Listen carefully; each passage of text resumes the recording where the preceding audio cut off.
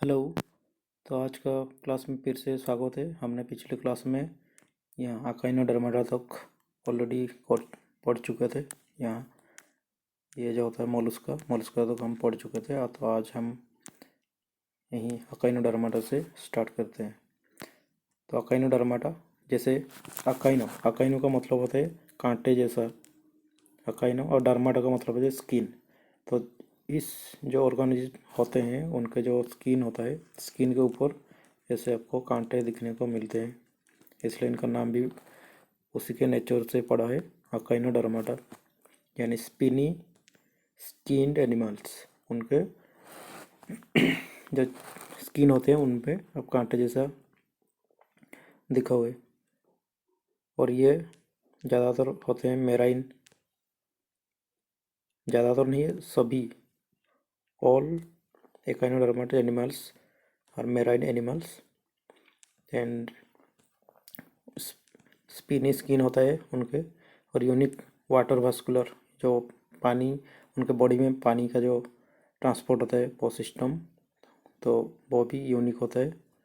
और उनका बॉडी जो होता है रेडियल सिमेट्री मतलब उनका एक सेंटर पे एक ऐसा ट्यूब होगा, और इसी ट्यूब के साथ उनके जो ऑर्गेनिजम्स ऐसे निकले होंगे, ये सारे के सारे उनके सेंट्रल कनल से कनेक्ट होते हैं। इसे कहा जाता है रेडियल सिमेट्री। और ये जो एकाइनोडर्माटा, ये जो वर्ड आया है वो भी एक ग्रीक वर्ड से आया है। एक तो होता है एकाइनोज का मतलब है स्पिनी यानी कांटे कांटे होता है, और होता है डर्मा का मतलब होता है स्किन। तो जिनके स्किन पे कांटे होते हैं उनको कहते हैं एकाइनोडर्माटा।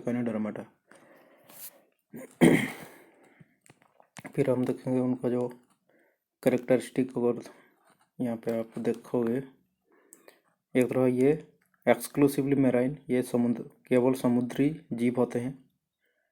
और ये सॉल्टी वाटर, और समुद्र का पानी कैसा सॉल्टी होता है, तो सॉल्टी वाटर में या सॉल्टी एनवायरनमेंट में रहते हैं।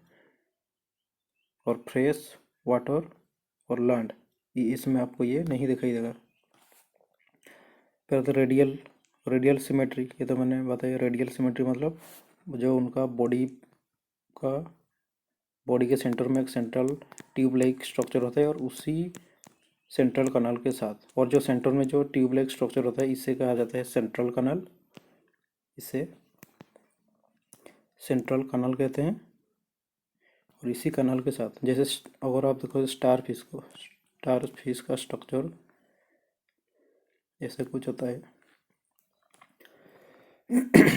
इसमें आपको सेंट्रल कनाल उसके बीच में सेंटर में होता है, और ये हो गया उसका ट्यूब जो सेंटर के साथ कनेक्टेड है। तो इसी टाइप का जिसका भी बॉडी होता है उसे कहते हैं रेडियल सिमेट्री। और जो भी सारे एडल्ट होते हैं, यानी जो बड़े बड़े हो जाते हैं इस प्रजातियों का, वो सारे के सारे रेडियल सिमेट्रिक होते हैं।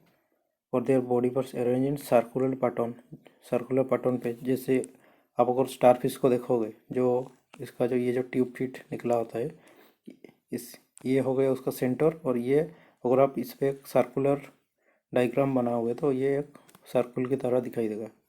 तो इसे कहा जाता है वो सेंट्रल एक्सिस से जुड़ा होता है जैसा दिखाई देता है। और उसका सेंटर यानी केंद्रक जैसा बॉडी होता है। और ये लार्वा, जो भी ये लार्वा अवस्था में होते हैं उनका बाइलेटरल सिमेट्रिक होता है, और जब डेवलप हो जाते हैं फिर रेडियल सिमेट्रिक। उनका अगर हम कुछ देखेंगे यहाँ पे डायग्राम, तो डायग्राम बाद में देखें, इससे पहले ये हम थोड़ा देख लें। बाइलेटरल सिमेट्री तो मैंने बताया, जो लार्वा अवस्था में बाइलेटरल, और जो बड़े हो जाते हैं रेडियल। फिर जैसे एंडोस्केलेटन, एंडो का मतलब होता है उनका जो कंकाल होता है वो शरीर के बाहर होता है, उसे जाता है एंडो नहीं एंडो एंडो एंडो मतलब शरीर के अंदर होता है। एंडो का मतलब है शरीर के भीतर, इन द बॉडी। और एक्टो जहाँ पे होगा वो होता है शरीर के बाहर, आउटर साइड में, जैसे उसका एग्जाम्पल होगा जो होते हैं आर्थ्रोपोडा का जो ऑर्गेनिज्म होते हैं उनका जो कंकाल होता है, स्केलेटन होता है, वो शरीर के बाहरी हिस्से में जैसे होता है वैसे दिखाई देता है। लेकिन जो ये जो होते हैं अकाइनोडर्माटा, उनका जो कंकाल होता है वो एंडोस्केलेटन यानी शरीर के भीतर होता है, और उनका जो स्केलेटन बना होता है वो होता है ये कैल्शियम कार्बोनेट से बनते हैं। और वहाँ पे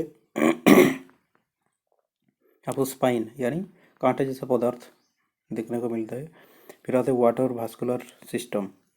उनका जो बॉडी होता है वहाँ पे उसका कोई, जैसे हमारा ह्यूमन्स में क्या ब्लड होता है जो फूड को ट्रांसपोर्ट करने के लिए, या ऑक्सीजन कार्बन डाइऑक्साइड ये इसे ट्रांसपोर्ट करने के लिए होता है ब्लड। लेकिन जो अकाइनोडर्माटा के जो एनिमल्स होते हैं उनके बॉडी में वैसे कोई ब्लड होता नहीं है। जो समुद्र का पानी होता है वही उनके बॉडी के अंदर जाता है, और उसी समुद्र पानी के थ्रू वो जो भी होते हैं एनिमल्स वो ट्रांसपोर्ट करते हैं।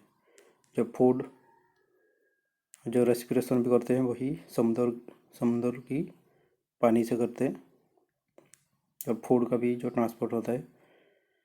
और उनका जो ट्यूब फीट होता है उसी के थ्रू वो मूवमेंट करते हैं। और ट्यूब फीट किससे कहते हैं? ट्यूब फीट वही होता है जब स्टारफिश को अगर आप देखोगे, अगर आप ऐसे स्टारफिश को एक देखोगे तो ये होगा उसका सेंट्रल कनल, इसमें सेंटर पे होता है, और इससे ये जो सारे ट्यूब सेंट्रल ट्यूब से जुड़ा होता है। बस इससे ये सारे होगा ट्यूब फीट,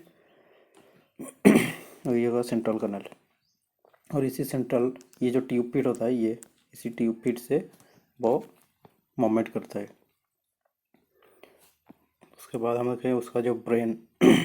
अगर आप ब्रेन को देखोगे, ब्रेन या हेड, इस पर आपको ब्रेन या हेड ऐसे कोई दिखाई नहीं देता। इसमें वो लाख के डिफाइंड हेड और ब्रेन ऐसा कोई आपको दिखाई नहीं देगा, ब्रेन हो या हेड हो। उनका सिंपल एक नर्व रिंग होता है सिर्फ।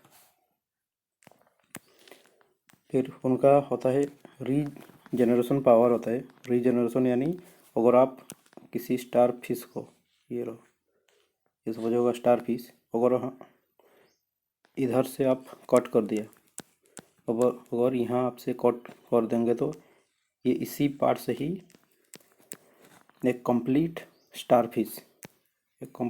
फिश बना लेगा। इसे कहते हैं रीजनरेशन एबिलिटी या जनरेशन पावर भी कह सकते हैं। तो many echinoderms can regenerate lost body part.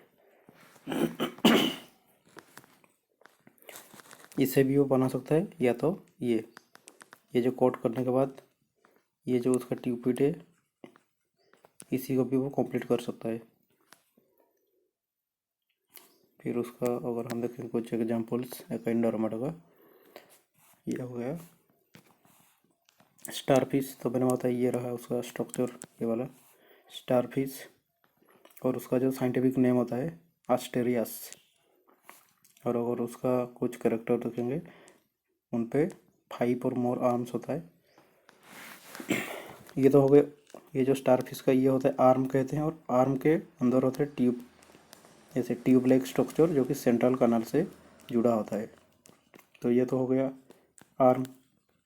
तो 5 आर्म होता है जनरली। आप जब भी स्टारफिश को देखोगे स्टार की तरह जैसे दिखता है, और ये जो होता है ये 5 आर्म्स होता है, 5 आर्म्स। और उसी आर्म्स के अंदर होता है ट्यूब फीट, जो ट्यूब लाइक स्ट्रक्चर होता है जहाँ पे पानी होता है। फिर और वो वही ट्यूब को यूज करके मूवमेंट भी करता है। फिर आता है सी ऑर्किन, उनका साइंटिफिक नाम होगा ओचिनस।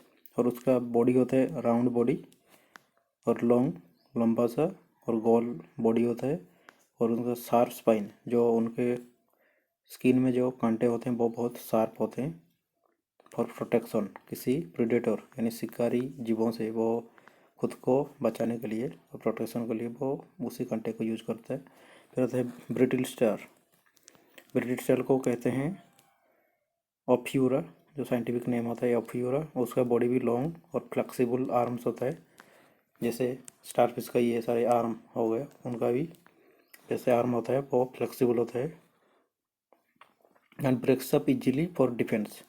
ब्रेकअप यानी खुद ही उसे काट के अलग कर देना। अगर ये उसका बॉडी हो गया, जैसे स्टारफिश का अगर हम एग्जाम्पल लेंगे, ये अगर यहाँ से कोई प्रेडेटर यानी शिकारी जंतु आके यहाँ से सब पकड़ लिया, यहाँ से अगर इसे पकड़ लिया तो ये क्या करेगा, इसका जो ये पार्ट, जो भी पार्ट ये प्रेडेटर ने ऑलरेडी पकड़ लिया है ऑलरेडी, उसे ये अपने बॉडी से खुद ही अलग कर देगा और यहाँ से कट कर देके ये इतना बॉडी लेके भाग जाएगा।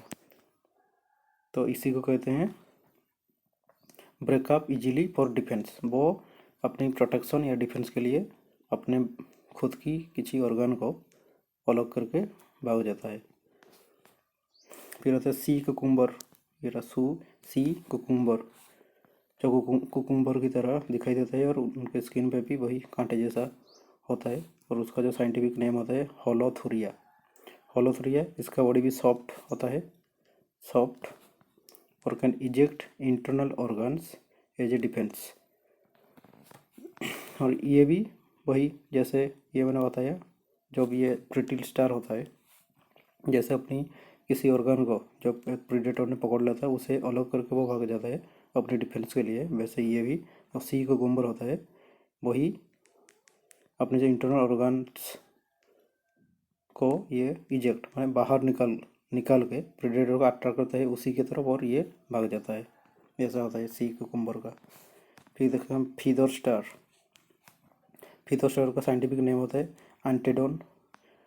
और एंटेडोन का ये होगा साइंटिफिक नेम, और उसका अगर देखोगे करैक्टर, ये हो गया फीदेरी आर्म्स, यानी जैसे फीदर्स की तरह, जैसे बर्ड्स के फीदर्स होते हैं वैसे उसका आर्म्स होता है। और ये यूज करता है फिल्टर फीडिंग इन वाटर। तो वाटर से जो समुद्र पानी से वो किसी भोजन को यूज करता है तो उसे फिल्टर करके वो उसे खाने के लिए ये जो उसका फिदेरी आर्म्स होता है उसे यूज करता है। पानी से छान के वो जो भी खाना खाता है उसे खा लेता है। तो ये तो हमारा हो गया अकाइनोडर्माटा का, ये रहा एग्जाम्पल। ज़्यादातर ये स्टारफिश को पूछते, starfish, sea cucumber, brittle star, ये तीनों का आप याद रखना। सी अर्चिन्स। तो उसका अगर हम पिक्चर्स देखेंगे कुछ, ये रहा स्टारफिश का पिक्चर्स। ये हो गया उसका, इसे कहते हैं आर्म्स। ये आर्म हो गया स्टारफिश को, देखो उसका जनरली 5 आर्म्स हो गया। और इसी आर्म्स के अंदर होता है जैसे ट्यूब लाइक स्ट्रक्चर होता है अंदर, जो कि समुद्र पानी से भरा होता है। और ये रहा सेंट्रल कनाल। और ये रहा सेंट्रल कनाल। ये तो हो गए आर्म्स, ये सारे आर्म्स के अंदर होता है, ये ऐसे ट्यूब लाइक स्ट्रक्चर होता है, जैसे कि वो अपनी फीट की तरह यूज करता है, इसीलिए उसे कहते हैं ट्यूब फीट। तो स्टारफिश जो होता है वो ट्यूब फीट से एक जगह से दूसरी जगह को मूवमेंट करता है। और कुछ अगर इंटरेस्टिंग फैक्ट देखेंगे, स्टारफिश कैन रीग्रो आर्म्स, ये तो मैंने बताया। जब अगर आप स्टारफिश का, जैसे जो स्टारफिश होता है, अगर आप इधर से कट कर देंगे तो ये जो अगर कट होने के बाद उसका स्ट्रक्चर कुछ ऐसा हो जाएगा, ऐसा। ये जो कटा हुआ भाग है इसे वो डेवलप करके फिर से कंप्लीट बना सकता है, इसे कहते हैं वो रीग्रो। यानी जो आर्म्स होता है अगर काट देंगे तो वो फिर से रीजनरेट करके कंप्लीट हो सकता है। Starfish losses N arm, it can regenerate completely.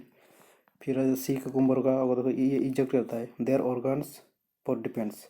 और किसी प्रेडेटर ने या शिकारी जंतु ने अगर मछली ने और उसे अगर अटैक किया तो वो अपने इंटरनल पार्ट, उसका जो बॉडी होता है, जो सी कुकुम्बर, ये जो बॉडी होता है उसके अंदर से कुछ भाग बाहर निकाल देगा, इसके अंदर से कुछ भाग बाहर निकाल देगा ऐसे। और जो भी शिकारी मछली हो या जो भी कोई जंतु हो, इसे देख के ये जो उसका जो अंदर का पार्ट है, इससे देख के वो प्रभावित होकर इधर आ जाएगा और ये वहाँ से भाग जाएगा, सी कुकुम्बर। तो ये सी कुकुम्बर इजेक्शन टेक्निक कह सकते हैं, वो इजेक्शन टेक्निक होगा सी कुकुम्बर का। ये रहा, when threatened sea cucumber expel their internal organs to distract predator. तो प्रीडेटर को डिस्ट्रैक्ट करने के लिए ये टेक्निक वो ये यूज करता है। फिर का सी ऑर्चिन्स हैव सेल्फ शार्पनिंग टीथ, यानी जो उसका दांत तो टीथ होता है वो खुद खुद ही उसे शार्पनिंग करता है। There teeth never stop growing, और वो जो उसका टीथ होता है वो हमेशा डेवलप होता है, उनका ग्रोथ होता है। और वो ड्रिल, उसी दांतों के थ्रू वो ड्रिल करता है जो पत्थर, जो स्टोन होता है उसे, जो रॉक्स होते हैं उसे ड्रिल करके वहाँ पे वो हाइडिंग प्लेस बनाता है छुपने के लिए।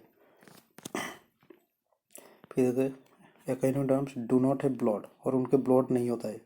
जो एकाइनोडर्मा का जितने भी हो गए एनिमल्स और जंतु कह सकते हैं, उनके अंदर ब्लड होता नहीं है।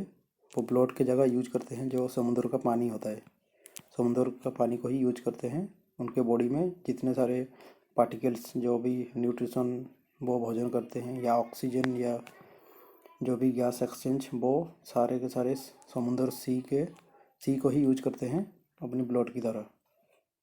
फिर आ जाते हैं ब्रिटिल स्टार को अगर हम देखेंगे, और ब्रिटिल स्टार ये फास्टेस्ट मूव करता है, देन स्टार फिश से भी ये ज़्यादा फास्ट में ये मूवमेंट करता है। और इसका arm stead of tube feet, और इसका जो आर्म्स होता है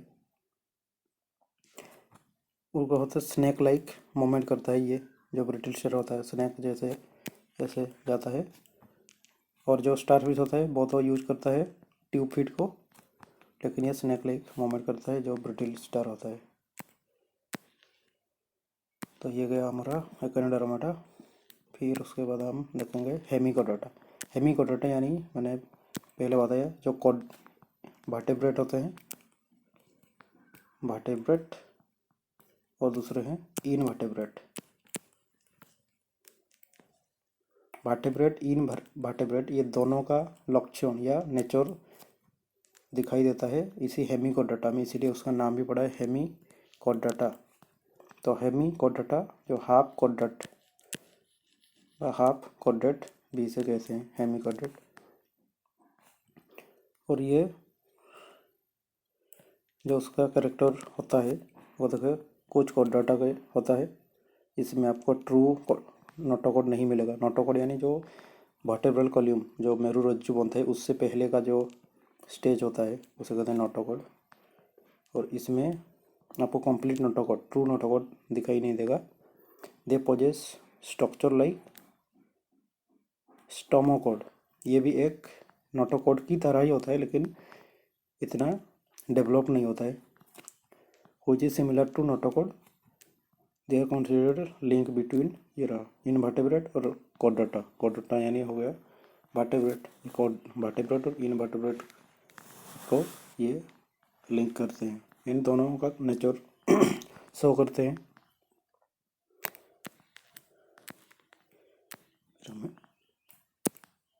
उसका हम देखेंगे, उनका जो बॉडी भी होता है उससे भी डिवाइड किया गया है। उनका जो बॉडी का स्ट्रक्चर होता है, एक तो होता है प्रोबोसिस, कोलर, ट्रंक, जो हेड माने अगली हिस्सा, और उसका डायग्राम यहाँ पे है। ये हो गया बालानोग्लोसस, बालानोग्लोसस जो कि हेमिकोडर्टा में आता है। उसका और ये जो अगले वाला हिस्सा को कहा जाता है प्रोबोसिस। फिर ये मिडिल वाला, ये जो बीच का रहा ये हो गया कोलर, और जो ये निचला हिस्सा रहा ये हो गया ट्रंक। तो इनके जो बॉडी को 3 भागों में डिवाइड किया जाता है। और उनका गिल स्लिट्स होता है, गिल स्लिट्स जो कि रेस्पिरेशन के लिए यूज करते हैं। जो कि कोडाटा, जो कोडाटा होते हैं उसी की तरह उनका रेस्पिरेशन सिस्टम होता है। फिर आ गया ओपन सर्कुलेटरी सिस्टम। ओपन यानी जो blood is pumped through open space rather than through close. जैसे हमारा ह्यूमंस का एक हार्ट होता है, वैसे हार्ट होता है, और इधर से ब्लड वेसल से, ये जो वेसल ब्लड वेसल उसी के अंदर से ब्लड जाता है हार्ट को, फिर जो वेन होता है उसी के थ्रू ही ब्लड सारे ऑर्गन्स को सर्कुलेट होता है। लेकिन इसका जो बॉडी होता है वहाँ पे कोई आपको ब्लड वेसल दिखने को नहीं मिलेगा। उसका बॉडी जो ओपन ऐसे ओवर बॉडी है, जैसे यहाँ पे फ्लो करता है, जैसे कोई पर्टिकुलर ब्लड वेसल्स ये सिस्टम नहीं होता है। फिर वह सिंपल नर्वस सिस्टम, जो नर्वस सिस्टम भी होता है, स्नायु तंत्र, ये भी सिंपल होता है। और दे लाक ये वेल डिफाइंड ब्रेन, जो उसका ब्रेन भी होता है वो भी इतना डेवलप नहीं होता है। और उसका जो एग्जाम्पल हम देखेंगे ये रहा। एक तो है बालानोग्लोसस, जिसका कॉमन नेम होता है अकोन वर्म। फिर आ गया ये टोंग वर्म, जिसका जो साइंटिफिक नेम है साकोग्लोसस। और जी बालानोग्लोसस है ये marine ब्यूरिंग worm with Gill slit, यानी गिल झील होता है जो रेस्पिरेशन करने के लिए। और ये जो साकोग्लोसस होता है ये डीप सी में पाया जाता है। बस इसका नाम सिर्फ याद रखना है, बस इतना ही आपको एग्जाम में पूछा जाएगा। फिर हम देखेंगे कोडाटा। जो कोडाटा होते हैं, कोडाटा ही जहाँ पे आपको नोटोकोड डेवलप नोटोकोड दिखाई देगा। नोटोकोड जो कंकाल होता है, जो वर्टिब्रल कॉलम बनने से पहले का जो जैसे सेल डिवीजन हुआ, यानी मेरू रज्जु बनाने के पहले का जो स्टेज होता था वो होता है नोटोकोड। तो जितने सारे आप कोडाटा का जितने भी सारे एनिमल्स होंगे वहाँ पे आपको ये नोटोकोड दिखाई देगा। और कोडाटा को पहले ऐसे डिवाइड किया गया 3 भागों में। तो उससे पहले तो आप उसका कुछ कैरेक्टर जान लो। सम ट्रेसेज ऑफ देयर लाइफ वो होते हैं, या नोटोकोड होता है उनका होता है नोटोकोड। और ये फिशेस होते हैं, या एम्फीबियंस, रेप्टाइल्स, बर्ड्स, ये सारे में आपको नोटोकोड या उनका जो डेवलप रूप यानी वर्टिब्रल कॉलम ये दिखाई देगा। फिर हम देखेंगे उनका कुछ कैरेक्टर्स। एक तो नोटोकोड होते हैं जो कि flexible road like structure and वो बॉडी को सपोर्ट देते हैं। और अगर डोर्सल हॉलो नर्व कॉर्ड, जो नर्व होते हैं वो हॉलो टाइप का होते हैं, जो कि brain spinal cord in higher cord, जैसे ह्यूमन बड़े बड़े जीव जैसे एनिमल्स यानी लायंस, टाइगर, एलिफेंट, इसमें आपको दिखाई देगा। फिर फेरिंजियल जिल स्लिट, ये आपको दिखाई देगा एक्वाटिक फॉर्म यानी फिशेस जो हो गया, इसमें आपको दिखाई देगा जिल स्लिट। फिर अगर पोस्ट अनल टेल यानी पोच, जो पिछली हिस्सा में बॉडी का पीछे, जैसे लायन, टाइगर, काऊ हो गया, उसका बॉडी का जो पिछले हिस्सों में आपको टेल दिखने को मिलेगा। टेल पूछ, ये रहा पूछ देखने को मिलता है। तो ये हो गया कैरेक्टर्स। फिर हम आ जाते हैं उसका डिवीजन। तो इसे जो कोडाटा होते हैं इसे जनरली 3 भागों में डिवाइड किया जाता है। एक तो है यूरोकोडाटा, फिर है सेफालोकोडाटा, फिर आता है वर्टेब्राटा। किधर गया, ये रहा वर्टेब्राटा। तो इसे 3 भागों में डिवाइड किया जाता है। तो यूरोकोडाटा, सेफालोकोडाटा, वर्टेब्राटा। जो यूरोकोडाटा होते हैं, यूरोकोडाटा में वो देखो, जो notochord is present only in the larva, जब लार्वा स्टेज में होते हैं सिर्फ उसी समय नोटोकोड देखने को मिलता है। और वो जो एडल्ट हो जाते हैं उसमें आपको फिक्स मिलता है नोटोकोड होता है ये।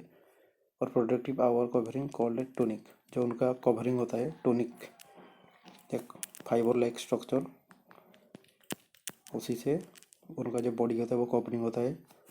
और उनका ये का एग्जाम्पल हार्डमानिया, जो कि सी कोएट भी कहते हैं, और एक सल्फा। बस ये आपको सिर्फ नाम याद रखना है और कुछ भी नहीं। ऐसा कुछ डिटेल में ये पूछता नहीं है जो भी एग्जाम इसमें। जो यूरोकोडाटा का और एग्जाम्पल पूछेगा सिर्फ हार्डमानिया और सल्फा।